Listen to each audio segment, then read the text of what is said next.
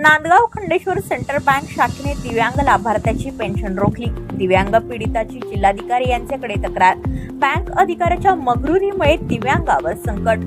दिव्यांग, अस्थिव्यंग, वयोवृद्ध, निराधार आणि विधवा यांना केंद्र शासन व राज्य शासनाकडून नियमित मासिक पेन्शन विविध बँकांमार्फत वितरित केली जाते आणि विशेष बाब म्हणजे शासन स्तरावरून करोडो रुपये खर्च करून या संबंधी जाहिरात सुद्धा केली जाते।